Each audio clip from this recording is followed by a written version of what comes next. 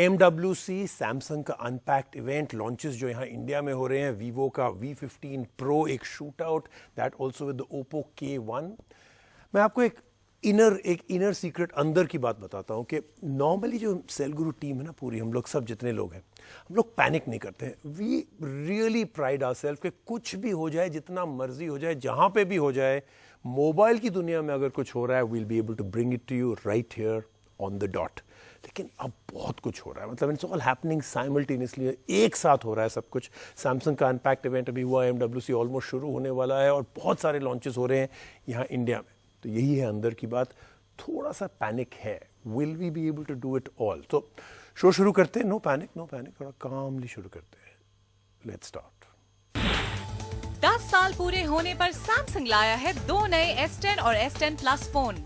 साथ ही दुनिया का पहला फोल्डेबल फोन लाने वाली कंपनी बनी सैमसंग। वीवो लाया है V15 Pro, जिसमें है ट्रिपल रेयर और पॉपअप सेल्फी कैमरा सेटअप। इसकी कीमत को देखकर सवाल उठता है कि क्या ये मिड प्रीमियम सेगमेंट में धमाल मचाएगा। एक ही प्राइस बैंड में देखेंगे कि दोनों में किसने किसे पीछे छोड़ा। ये लड़ाई है नए Oppo K1 और Vivo V11 Pro के बीच, जिसमें हम बताएंगे कि कौन सा फोन रहेगा आपके लिए बेहतर। अगले हफ्ते होने वाले दुनिया के सबसे बड़े शो मोबाइल वर्ल्ड कांग्रेस में आपके लिए क्या हो सकता है खास।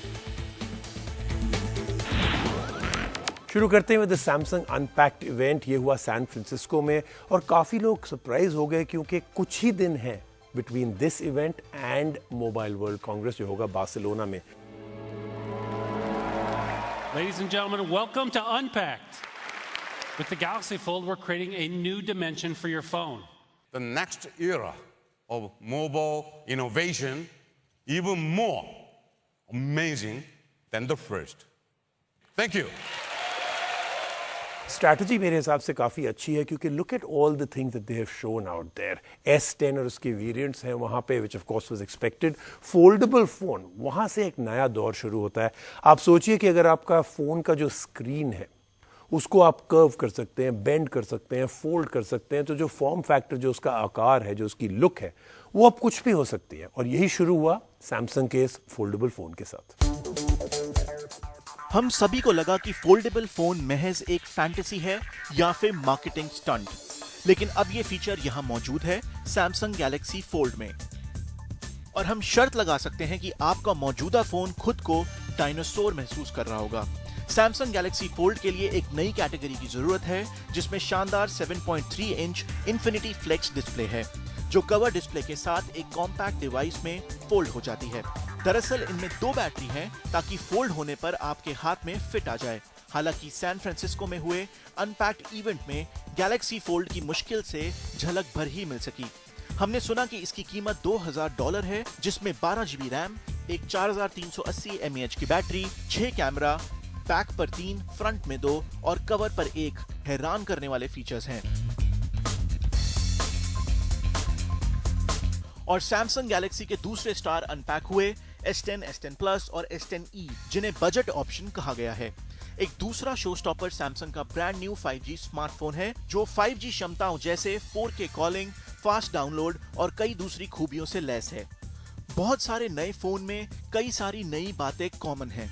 एज टू एज स्क्रीन के साथ टीनी टाइनी बेजल्स, दूसरे डिवाइस को वायरलेसली चार्ज करना, इन्फिनिटी ओ डिस्प्ले, दुनिया का पहला अल्ट्रासोनिक इन स्क्रीन फिंगरप्रिंट रीडर जो गैलेक्सी S10 को साउंड वेव्स के इस्तेमाल से अनलॉक करता है, एक जबरदस्त 1 TB का स्टोरेज और एंड्रॉइड 9 Pie। और जो S10 को सस्ता बनाती है वो है फ्लैट स्क्रीन और इन डिस्प्ले फिंगरप्रिंट स्कैनर की कमी। इसमें स्कैनर नीचे पावर बटन के पास है। कुछ खूबियों पर नजर डालें तो S10 और S10 Plus triple rear camera setup, fixed focus का 16 मेगापिक्सल अल्ट्रा वाइड सेंसर, एक 12 megapixel dual aperture wide angle lens और एक 12 मेगापिक्सल टेलीफोटो लेंस के साथ आता है, जिसका मतलब हुआ कि आप पोर्ट्रेट और फोटो किसी भी सेंसर से सिर्फ स्क्रीन पर टॉगलिंग के जरिए ले सकते हैं। S10 और S10 Plus के बीच एक बड़ा फर्क, S10 Plus में 10 मेगापिक्सल और 8 मेगापिक्सल का डुअल कैमरा है और S10 में 10 मेगापिक्सल का सिंगल सेल्फी शूटर है। S10 5G के 4 रियर कैमरे हैं, जिसमें चौथा लेंस 3D डेप्थ के लिए है। सारे फोन क्वालकॉम के ब्रांड न्यू स्नैपड्रैगन 855 चिपसेट से लैस हैं, जो इसे फास्ट, स्मूथ और बैटरी एफिशिएंट बनाते हैं। S10 में 3400 mAh बैटरी, S10 Plus में 4100 mAh और S10e में 3100 mAh, जबकि S10 5G में जबरदस्त 4500 mAh की बैटरी है।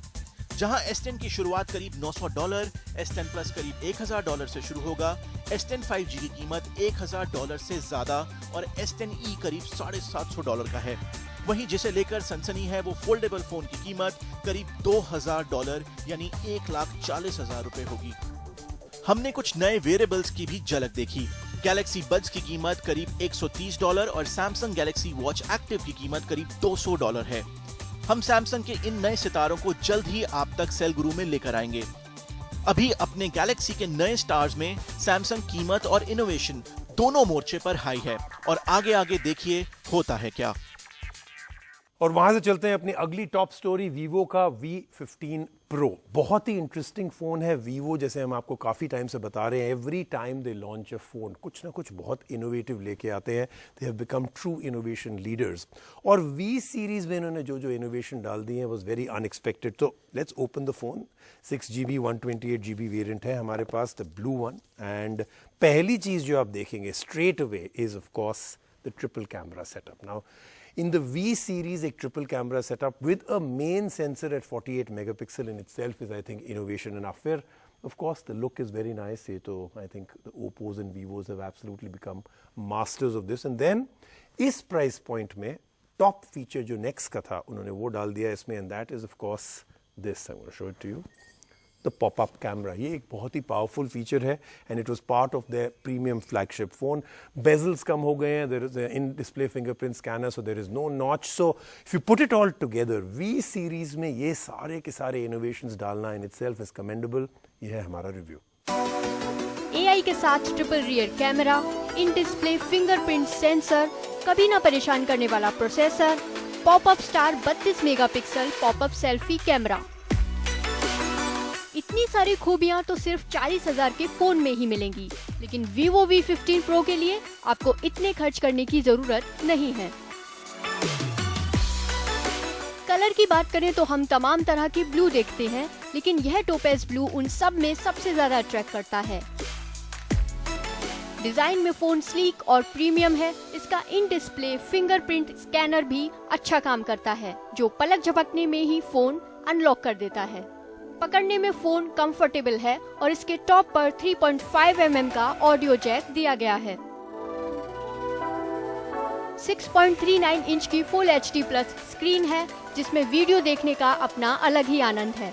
इतना ही नहीं, दिन की रोशनी में भी यह अच्छा दिखता है।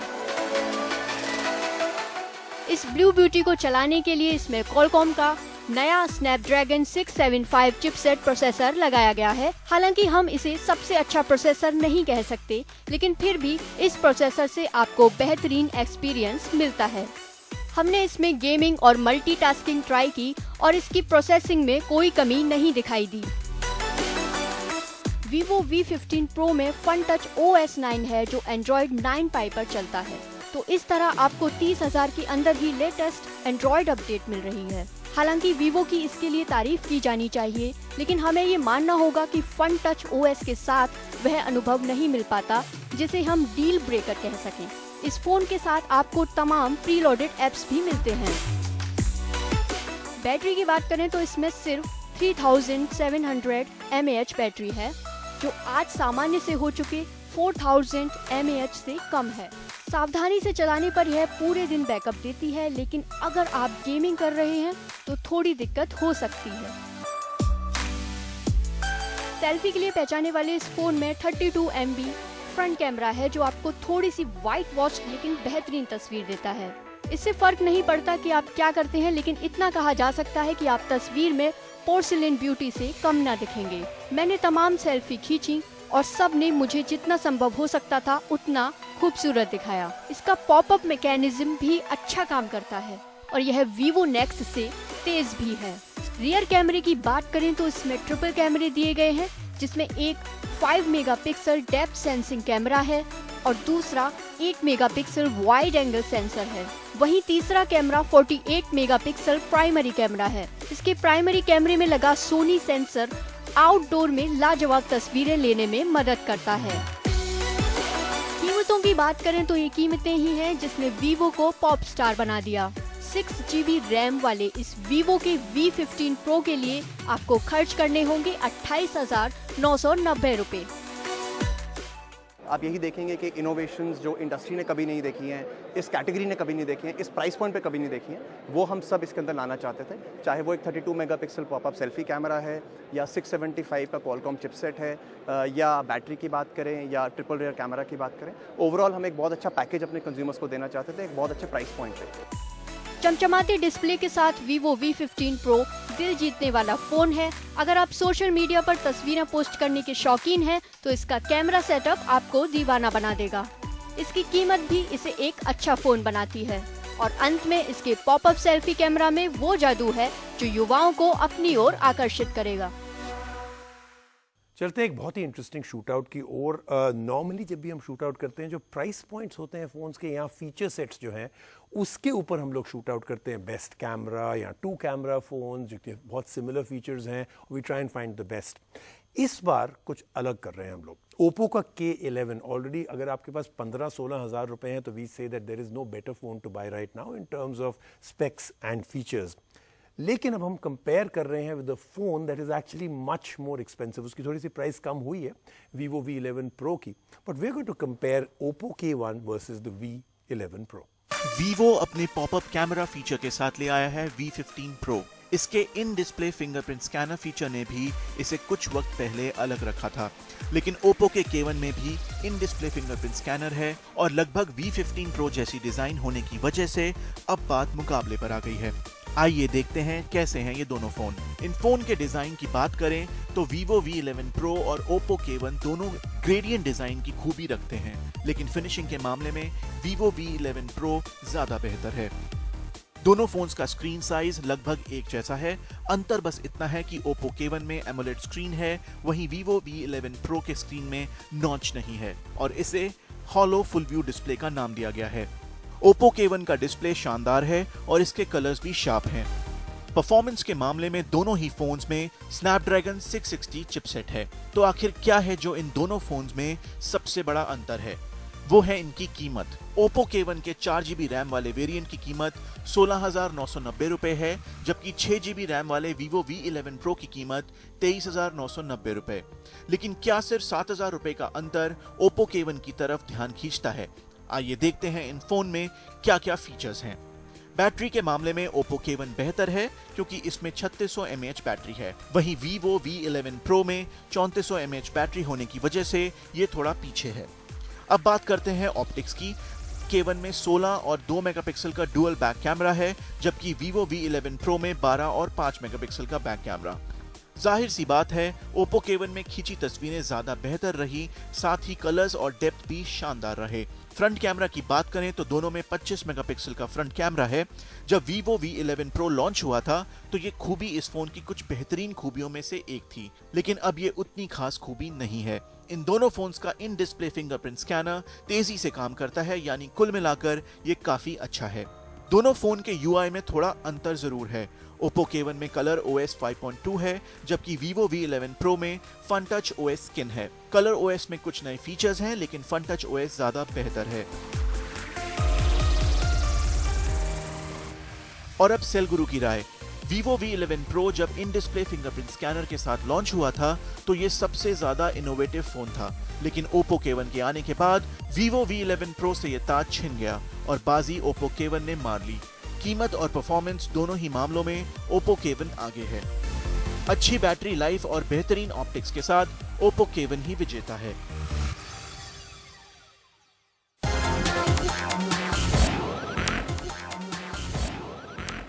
The big one, इसलिए we've saved it for last, Mobile World Congress, Barcelona Spain में ट्रूली सबसे बड़ा flagship mobile phone and mobility event.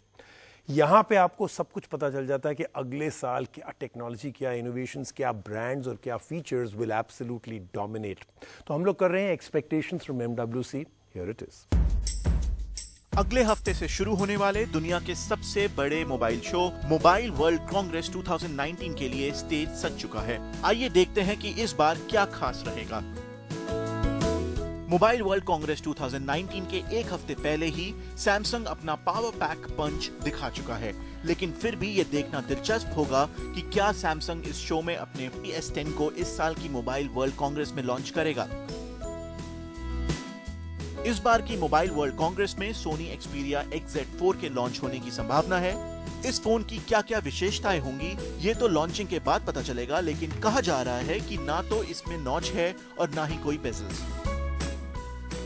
इसमें कोई शंका नहीं है कि 5G मोबाइल वर्ल्ड कांग्रेस का हॉट टॉपिक होने जा रहा है। इस दिशा में LG पहला 5G फोन लॉन्च करने के लिए तैयार है। अब ये देखने वाली बात होगी कि ये LG का G8 होगा या ThinQ सीरीज में कोई अगला फोन। माना जा रहा है कि हुआवे भी इस मोबाइल वर्ल्ड कांग्रेस में कुछ धमाके करने जा रहा है। हो सकता है कि ये भी 5G फोन लॉन्च कर दे। फोन की दुनिया में बड़े ब्रांड्स भी कुछ बड़ा कर सकते हैं। इसी कड़ी में मोटोरोला शायद अपनी रेजर सीरीज में foldable phone Moto Razr V4 को ला सकता है। कुछ साल पहले नोकिया मोबाइल वर्ल्ड कांग्रेस के सेंटर स्टेज पर रह चुका है। इस बार भी माना जा रहा है कि ये अपना नया फोन नोकिया 9 लाकर धमाका कर सकता है। और यहां तक कि मीडियाटेक जैसे बड़े ब्रांड भी मोबाइल वर्ल्ड कांग्रेस में अपनी मौजूदगी दर्ज कराने की कोशिश करेंगे। लेकिन क्या क्या होगा खास, इंतजार कीजिए। हम अगले हफ्ते करेंगे बार्सिलोना का रुख। अब एक क्विक एडवाइस है आपके लिए। अगले हफ्ते आप जो भी कर रहे हैं, आपकी शादी है, डिवोर्स है, कुछ बहुत बड़ा फंक्शन है घर में, जो भी है कैंसिल कर दीजिए। At least for 1 or 2 weeks you have nothing else to do but go out on a date with me because it's time for the Mobile World Congress. इससे बड़ा इवेंट इस स्फीयर, इस कैटेगरी में नहीं होता। So why waste time doing things like weddings and divorces and parties. बेकार की बातें हैं, वो तो होता ही रहेगा। ये साल में एक ही बार होता है। सी यू नेक्स्ट वीक।